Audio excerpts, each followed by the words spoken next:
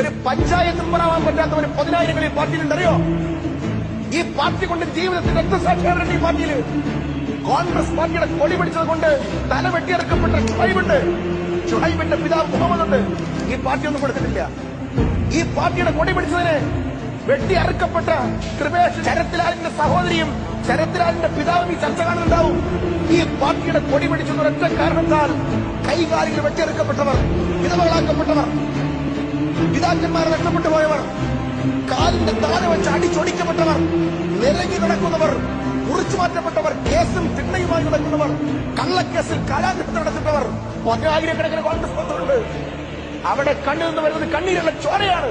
ഈ പാർട്ടി നിങ്ങൾ ഉണ്ടാക്കിയതല്ല. ഈ പാർട്ടി BRF ഷമീറിന്റെ പാർട്ടിയല്ല. ഈ പാർട്ടി 10,000 വരുന്ന ഒന്നും ആവാതെ പോയ ആളുകളുടെ പാർട്ടിയാണ്.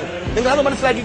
ഇവരൊക്കെ സ്റ്റേറ്റ് കാറി പോയപ്പോ തിരുവനന്തപുരത്ത് ഇവരെ നേതാവാക്കാൻ വേണ്ടി തിരുവനന്തപുരത്ത് സെക്രട്ടറിയുടെ മുമ്പിൽ കിടന്ന് അടികൊണ്ടവർ, കേസിൽ പ്രതിയാക്കപ്പെട്ടവർ, ഞങ്ങളുടെ സഹോദരങ്ങൾ 100 ആളുകൾ ഈ ചർച്ചയ്ക്ക് പുറത്തുണ്ട്, ഈ പ്ലാറ്റ്ഫോറത്തിന് പുറത്തുണ്ട്.